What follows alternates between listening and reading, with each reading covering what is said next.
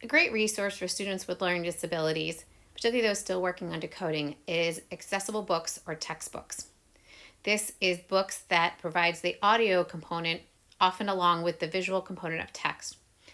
And this can be really great for students who are working on decoding still and have higher comprehension levels, because by ear reading, they can use their ears and the listening capability to engage with those stories or the lessons that come in the textbooks with their ears. So they're really getting the content at their comprehension level, working on those comprehension skills, or just learning to love stories without the struggle that goes along with eye reading.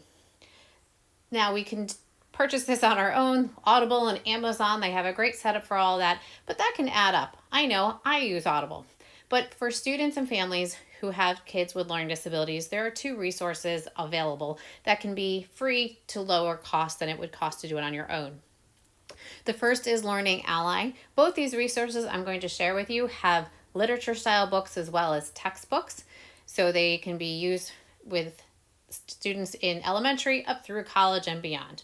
So Learning Ally, a great resource for many things, but their audiobook library is great. They have human voices, so it's actual people reading them like you would find in Audible, and that's beneficial to many people. They really like that human voice experience. There is a subscription cost to Learning Ally. Families can apply on their own. It's a yearly subscription cost. Schools can qualify students individually, or if you have a large bank of students, qualify at a greater discount with more students. Really great. It can work in a browser to access the books. They also have desktop and apps to access the books in different environments. So really can work in any environment. Really great resource to explore. Its counterpart would be Bookshare. Bookshare is free, so that's one of the reasons it can be a great resource. It is digital voices, so some people really don't mind that, and some people find that really harder to listen to. They also have literature and textbooks that can be accessed within a browser, so on any desktop, laptop, it works in the browser. And again, on a tablet, it would need an app. So to explore those a little bit, here on my iPad, I have my Learning Ally app. Pretty basic and straightforward. I can look at my books in different formats. I prefer that view. Not a lot that students can get lost in. When you go into a particular book, yes, the thorns hurt, but having crashed, you can see it starts reading, it's highlighting. You can jump around some different chapters if you need to move ahead.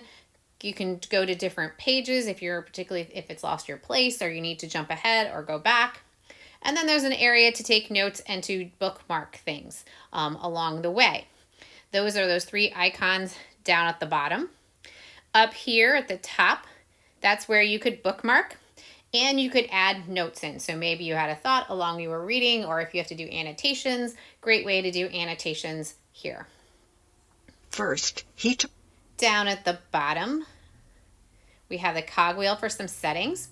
The first is playback, so the volume, speed. So again, over time, you're going to probably learn to listen at a greater rate, because I read at a pretty rapid rate. But when students first start working with listening, it's usually about, I always find in any setting on any device, probably about the middle. But they should learn, hopefully, to speed it up. There's that default for how much to jump forward and back with those half circles. If you want image descriptions, or again, mine was automatically playing back because I have that on. I think Audio I might turn playback that off. Then we have the text settings. So again, font size can be adjusted for that visual engagement. If they want the character space out, that can be helpful for some students, as well as line spacing and margin changes. So pretty straightforward and simple. To add a library, again, it's already been logged in, so I simply go to add books, all right within here. They give some great suggestions based on level of school, or you can just type in any particular title. I'm probably going to be doing The Giver this fall, so I'm typing in, and it pops right up, and you simply click Add to Bookshelf. I'm not going to do it right now because it brings up all my students' names, and so for privacy, but you simply would click that, and it would end up right back in my bookshelf. For learning, for Bookshare, you need, as I said, on an iPad, you need a third-party app. My favorite one is Voice Dream Reader. There is a cost to it, but there's so much that goes along with it that to me it makes it worthwhile. Simply going under the cogwheel and then under content sources, you can see this actually has more than just working with Bookshare. You can do documents from Google Drive, Dropbox. There is a scanner app that they have as well that you can scan multiple pages of a book and it will bring it into here into Voice Dream Reader so that it can be listened to later. So that's also another great feature. You have to make sure you go in and set up the account first. So I have it in there with my name and what that login would be. And I would again go up, I go to Bookshare, and again I could type in the title of the book, search for it, again also by author, you can go by school grades, and I would simply tap on the cloud to download it. Again, I'm not going to because it brings up my students' names and want to protect their privacy, but pretty easy. If you have an individual account, it's only your name, so that's not an issue. Once the book is downloaded, again, let's talk through some of the features here. Again, you have the play, they have circle, forward, fast forward, etc. Down at the bottom left, we have some of those same options we had in Learning Ally. You can jump around to different chapters. You can bookmark. There's some great highlighting features in here as well. So if I highlight this, some of the options that come up is I could have a word defined for me. I can highlight in here. I can write a note and the note sticks right there. You can bookmark it. You can just have that word pronounced if you're not listening to the whole thing. Also with the notes can be exported as a text feature into Google Docs. So when I had some 8th graders and I was using this with, I would have them highlight a particular sentence that would go along with our annotation skills, and they would write a note about what annotation they were referencing, and then they could export them, which would take the sentence or sentences they highlighted along with the note they wrote into a Google Doc and then could share them to me. I like that a lot.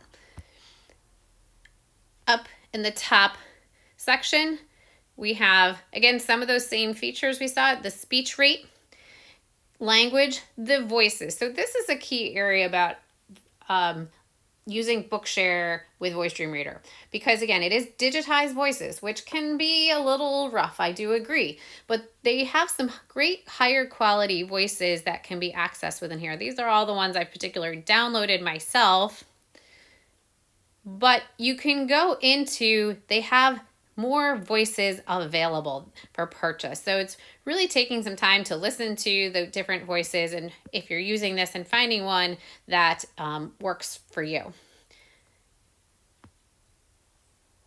Then next to it, you have also those visual settings, font and spacing, those same features, the text size. Here you can have the particular font, character spacing, line spacing, and the margins.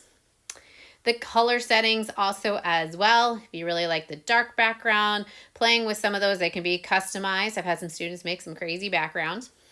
Speech cursor, how does that happen? How do you want that to flow? Also some greater options in here along the way. They have also some different visual settings. So where's the highlighting happening? Is it scrolling by freely or by page? The visible lines too. So it can make it so that it's only a certain amount of lines are visible, which can be helpful for students who might, I think traditionally used like a sentence strip to help them with their reading. And again, you can bookmark these pages. Up here, again, I can export my highlights. You can also work on what those highlights were if you want to adjust them.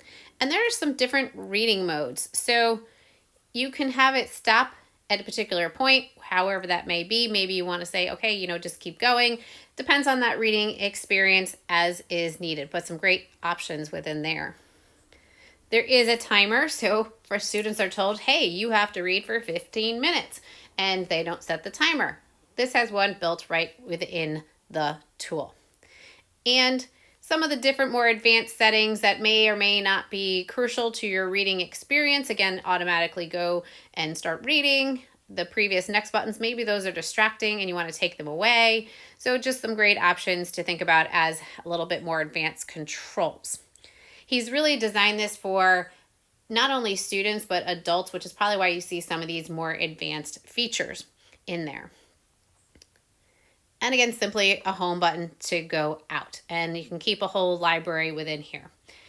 So that would be the way to work with Bookshare. Learning Ally would have its own tools, both great resources for accessible text for students who really would benefit from e-reading along with the work they are doing for their iReading.